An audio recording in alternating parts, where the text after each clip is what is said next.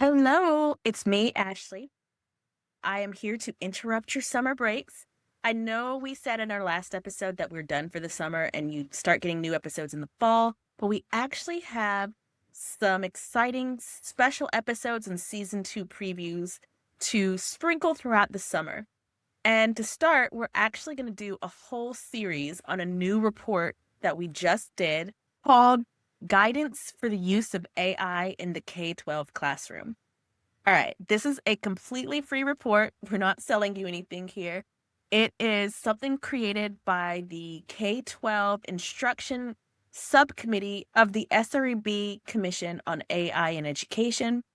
It talks about 4 pillars of how you can use AI in your classroom. Whether you have been using AI and you feel like you're the expert now, or whether you're like, this new AI thing scares me, I don't know, should I just ban it from my classroom completely? This report walks you through different ways you can use it, different considerations you should take when you're using it, different things you should watch for, because there are some bad things to AI too, as we all know.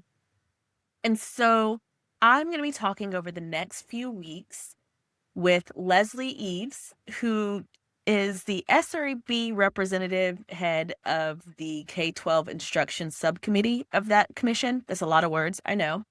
And so she's going to be talking about what this report is, how it's going to practically help teachers in their classrooms. And then each of the episodes after that is going to be talking in depth about each of the 4 pillars. The 4 pillars are how to develop cognitively demanding tasks for your students, how to get AI to help you with some administrative work, make it your own personal assistants that we all know you need, how to differentiate between students and use AI to help you target specific students with specific needs in a way that you, as one person doing all the work in the classroom, can't always do. And then finally, the last pillar is to start thinking about how you can help your students become ethical AI users of the future. Those are the 4 pillars, and we're going to talk about each one of those in depth.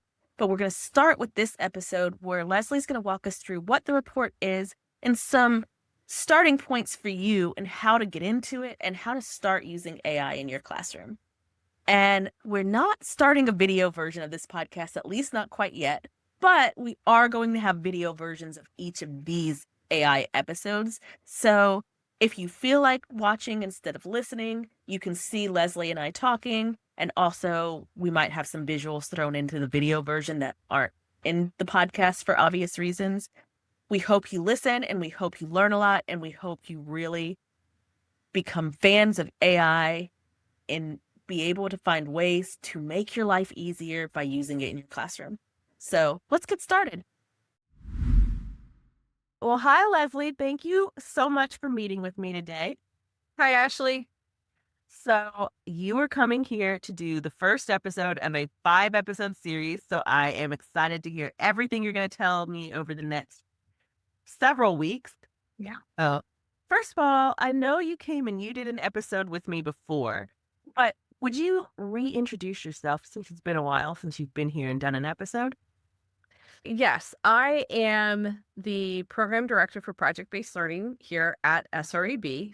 I work with schools and districts on providing professional learning and coaching for teachers to embrace project-based learning as a pedagogy in their classrooms.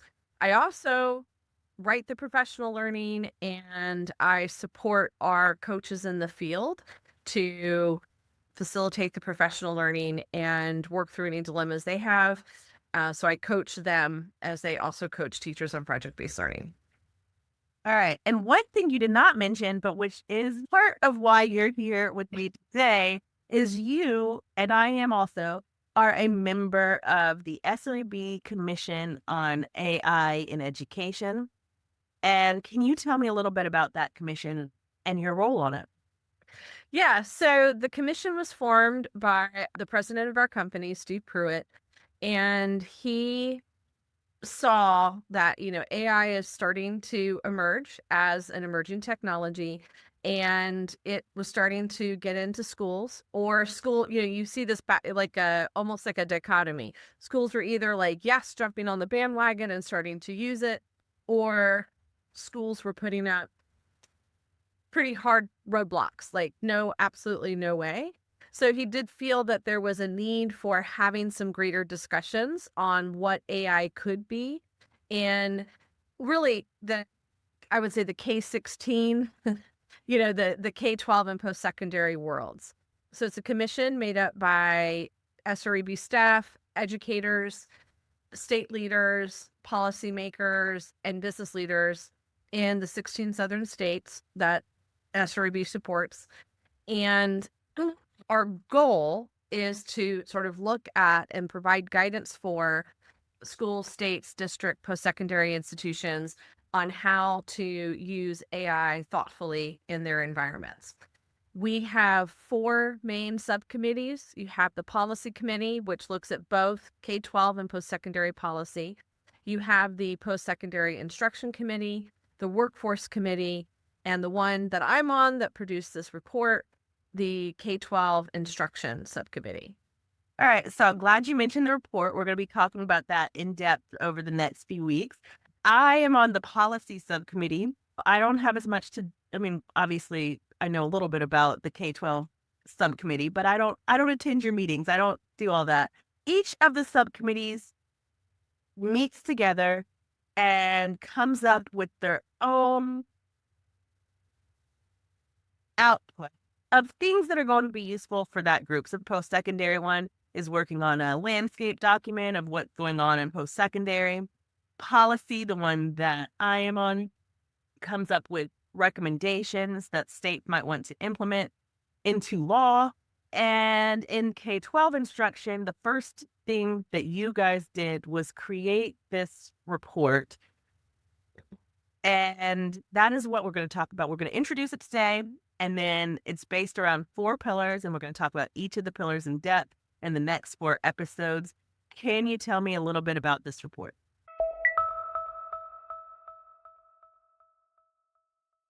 Sure. So one of the things that, early on, as we were exploring as a K-12 subcommittee, I would say the first thing that we explored were what's going on in the K-12 sphere, and then if schools and districts were going to adopt AI thoughtfully, ethically, efficiently, what were the adult skills that needed to make that happen, right? So we started there, and through that conversation, we realized that we really needed to paint a picture, a vision of what it could be in K-12 education. So there's a lot, I feel like right now AI in K-12, or maybe AI in general in education, is a wild west. There's a lot being thrown at schools and districts all at once, and there's a lot of fear, and there may be even a lot of jumping on board without sort of jumping into the deep end. And we wanted to just sort of paint a picture of what it could be used for to support teaching and learning, but what might be some cautions that we need to take along the way. So as we did some exploration, we interviewed teachers and other educators. We examined different reports that are out there, different frameworks that have been out there. And through that, we sort of identified these 4 pillars of use of AI in the K-12 classroom. And then for each one, we also looked at the opportunities, like the excitements of what this could mean and what this might look like. But then let's provide some cautions, because there are some real cautions that we need to take into place as we consider how to use AI thoughtfully, meaningfully, effectively into the K-12 classroom. All right, well, thank you. And so this is all built around 4 pillars. To the 4 pillars, like I've already mentioned, we will go into depth on. But in this introductory episode, can you just tell us a little bit about what the 4 pillars are and how you came to pick those 4 pillars? Sure. I feel like I should say, because in my head, depending on the day, any given pillar may feel more important than the other. But we really thought of these, I always think of these as like pillars of a house or a foundation. No one is more important than the other, even though they're in an order in the document. But depending on where you are, they are ranked They are of equal importance. So I always feel like I need to say that before I go in. Now, pillar one is using AI infused tools to develop more cognitively demanding tasks that increase student engagement with creative problem solving and innovative thinking.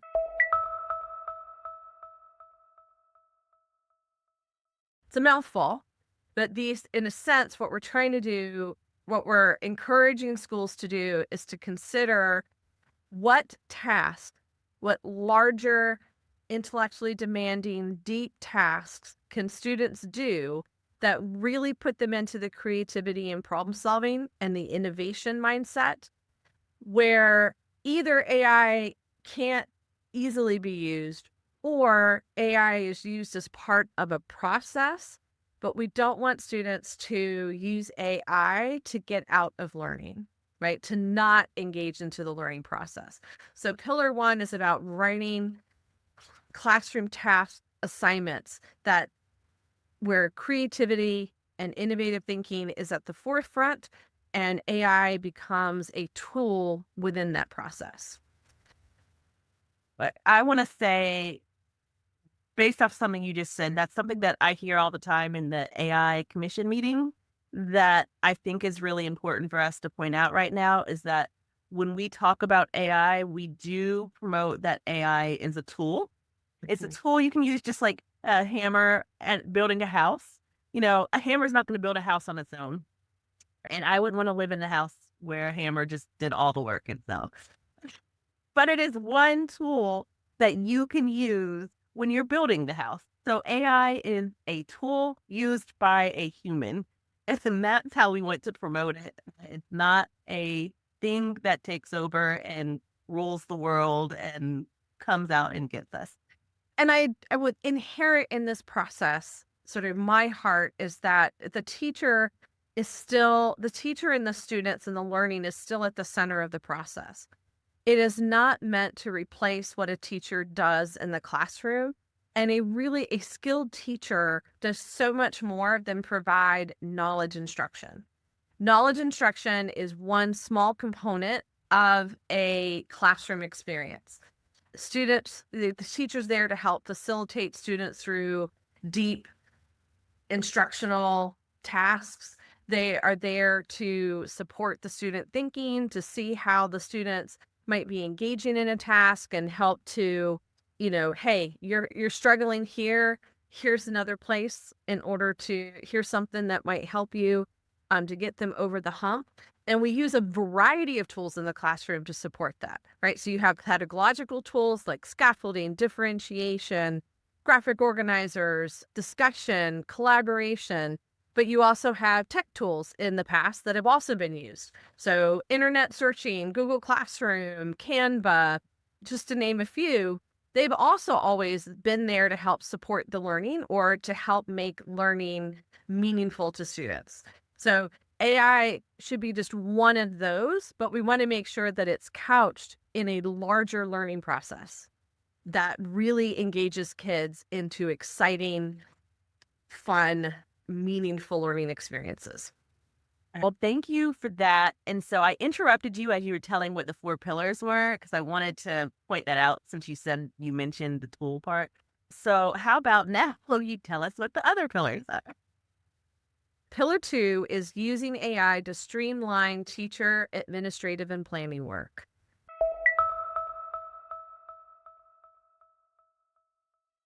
So beyond creating you can use AI to create these higher tasks, these project-based learning or unit-oriented or cognitively demanding tasks, however you want to call it. It can also be a powerful tool for teachers to create engaging resources, to be a thought partner as they plan lessons, to help with grading, help with feedback, help formulate letters to parents, letters to students, create a class newsletter. It allows for a breadth of skills and tools for a teacher to more quickly do some of that background work that makes the classroom come alive. And so the pillar 2 is about teachers using it as part of their work. Pillar 3 is using AI to support personalized learning.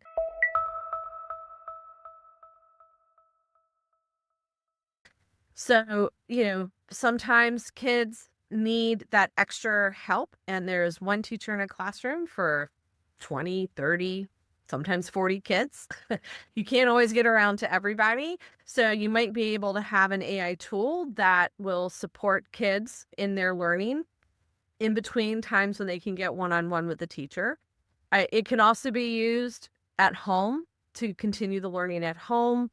It can be used to align, to help better, so maybe that's something the teacher's saying or doing isn't making sense. The student might be able to use AI to say, hey, explain this to me. That connects it to something that they like basketball or theater, right? It might be able to help create analogies. But it can also provide instantaneous feedback. It can help support emotional and social learning.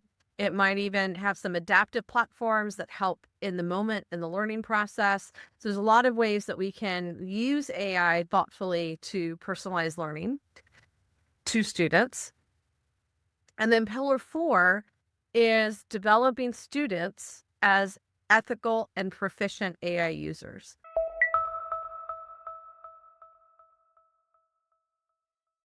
So we do know that they are going to have to use AI when they graduate or when they move on to the next phase of their education and career life. It's becoming increasingly as part of our toolbox in a variety of jobs. And some jobs, it's going to be more than other jobs.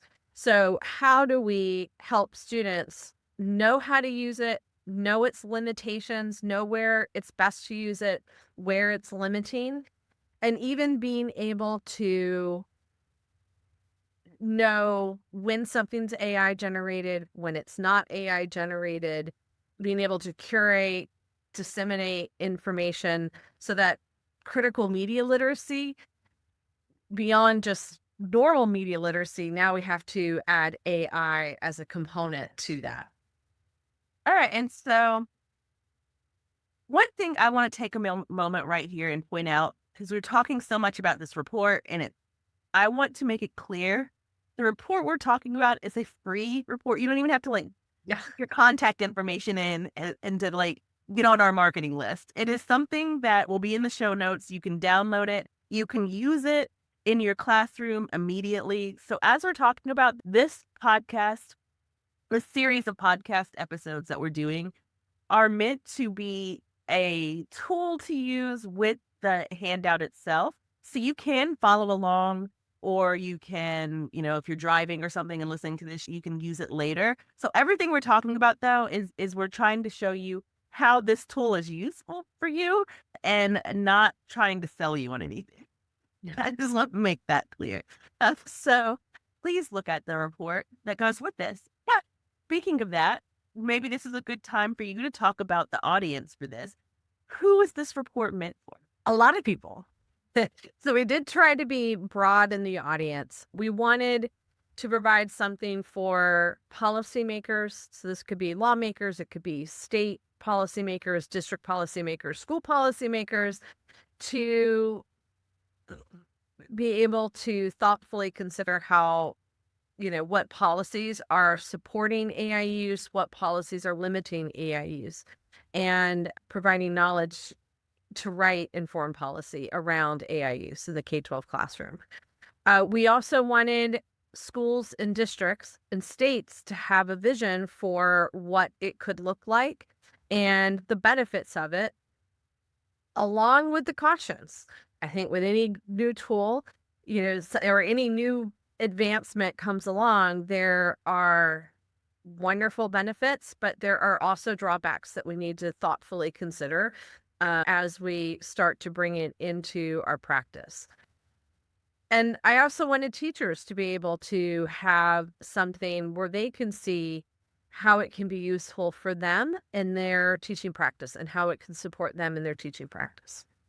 All right. So for this, since this podcast is geared towards K-12, and obviously you're in the K-12 instruction. Let's talk a little bit to teachers really quickly. I know other listeners out there aren't teachers, but I think they can also benefit from what I'm about to ask.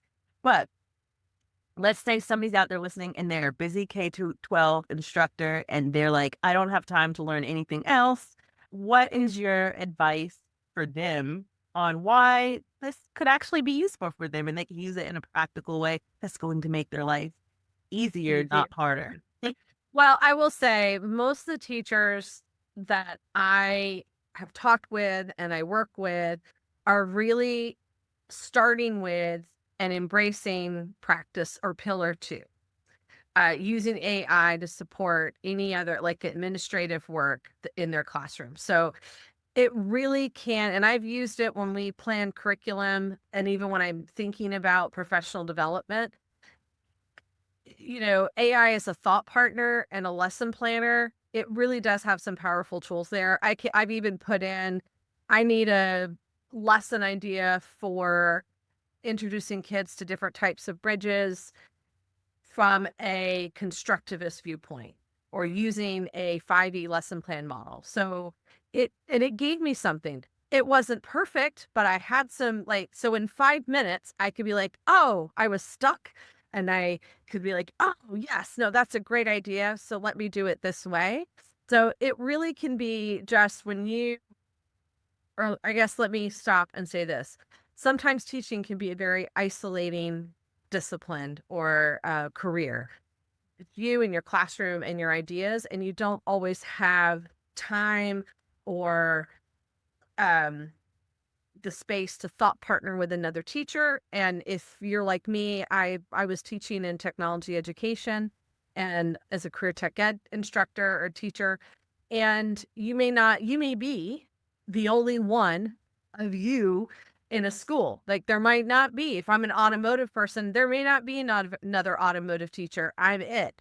There may not be another cosmetology teacher. I'm it. So it allows for you to get ideas really quickly and get unstuck. It also can make I've heard teachers use things like helping them with grouping, student grouping, putting in not student names, but numbers and maybe some attributes for each number and say, hey, can you organize the students by strengths? Can you organize the students by need, learning need? And it can produce something for you quickly instead of you having to, or at least what I used to do is have to move blocks around or resort things on a spreadsheet. And it can make translating stuff super easy, right? It's not always perfect. So I always do recommend running it by somebody who might know the language at your school. But it's a very powerful tool to be able to just from your perspective, almost as like a personal assistant to get things done quicker that would normally take up a lot of time.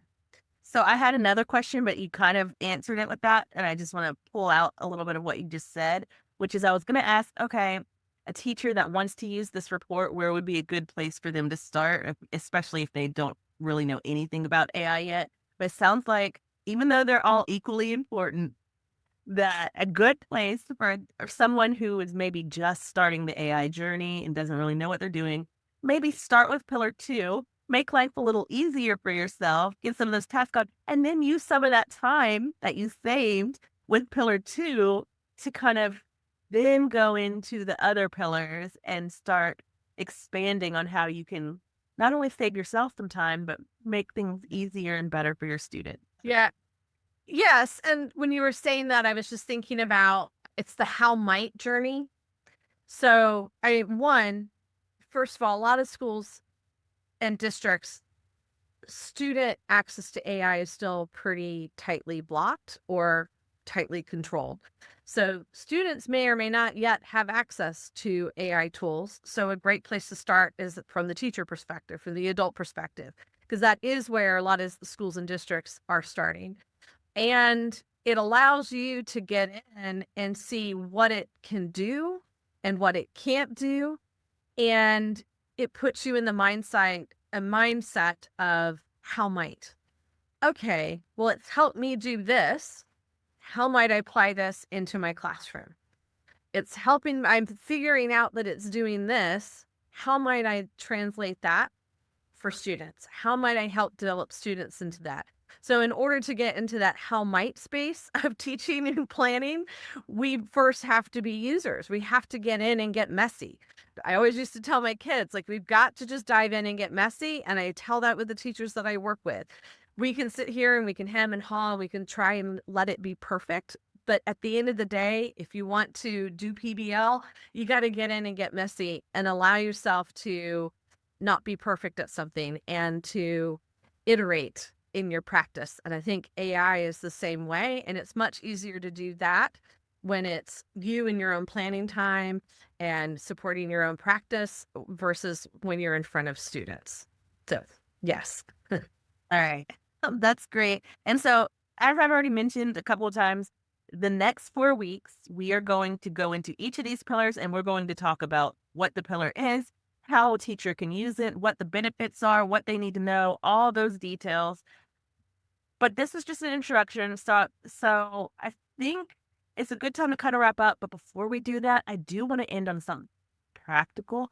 So can you kind of give me just a couple of the things that teachers should consider and the things that teachers should be excited about? So when it comes to using AI in the classroom, so like basically 2 benefits of AI that they should have, and like maybe 2 risks that they could start to think about.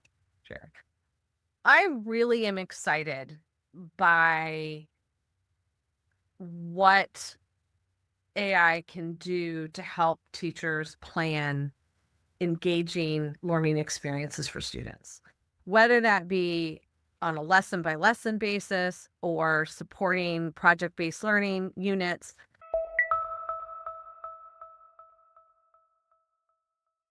Planning has always been the Achilles heel to a PBL practice. It does take a lot of time to plan and consider how to design a problem and challenge that also will naturally engage in learning of content.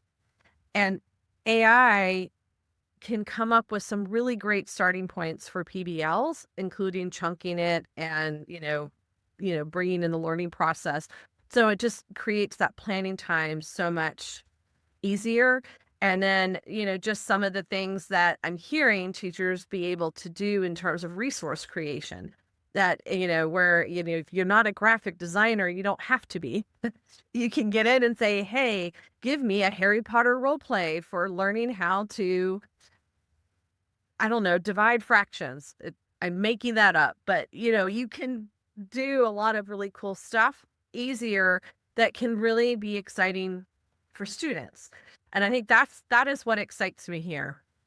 The caution that I hear most often as we dive into this, because there are now a lot of tools that are out there, and not every tool is created equal, and not every tool who says that it's AI is really AI. And I think we still have to be very cautious about the information that an AI system is giving us.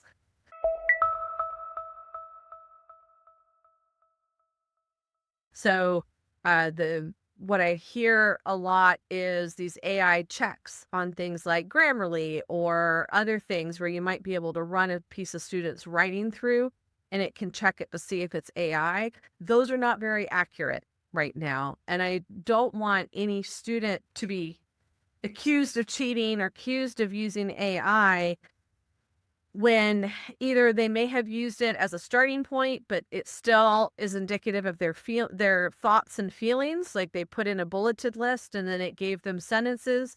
But the student still did the research and the thinking part to it. Or in some cases, it's just wrong. It's giving a false narrative. I've had things that I know that I crafted the sentences and I put it through a Grammarly check and it came back as highlighting it as AI. And that just might be because I'm my first foray in writing is as a technical writer, as an engineer. So I write like an engineer. I maybe write like an AI system. So we just have to be very cautious about the information that AI is giving us, because sometimes, it does these what we call hallucinations. So it's things like ChatGPT, Microsoft Copilot, Google Gemini are running off of these large language models, and they can make things that sound like it's correct, but they don't have the resources. So if you aren't paying for it or using free stuff and you haven't fed it, use these sources to give me this information, or to summarize this information, the information coming out of the AI bot may be from sources that aren't valid for what you're trying to use it for, or don't represent a more wider or complex knowledge base that might be more valid. An example of a hallucination to maybe demonstrate what it does. Not teaching based, but it is connected to this podcast, so I feel like it's still relevant. Yeah. And that one time when I was preparing for one of our wrap-up episodes that we do at the end of the semester, I gave it some documents, like, these are the transcripts from our episodes. Can you kind of sum up what the main themes you saw in it and give me examples of what episode talked about what, so as I'm preparing? And I didn't realize that it was too big a file for it to read. But instead of it saying, hey, I can't read this whole file, it just made stuff up. And luckily, because I do all the episodes, I knew that the episode it talked about with Susie Smith on X, Y, and Z topic. Well, there is no Susie Smith, and that topic never happened. And I was fascinated. So I started asking it questions about this imaginary episode that it was quoting from. And it would never admit that episode did not exist. It just kept, oh, thank you for asking that. This is what Susie Smith talked about in her episode. And I'd be like, oh, can you give me like an outline of what her episode was about? It gave me a full outline of this imaginary episode that never had happened. And it just kept going, and never once. I just had a full conversation with it as if I thought it was a real episode. It never once hinted that, oh, no, this episode never happened. I'm just giving you an idea of what could have happened. It was just talking to me like it knew all about this real episode. Right. And so luckily for me, I knew that was a fake episode. But if it was a student putting in a bunch of information for a report it had to do, and it had the source, and it could start quoting the source thinking it's a real source, that could be a problem. Right. Yeah, or sometimes it will give you a resource. So I was using it to try and find and summarize.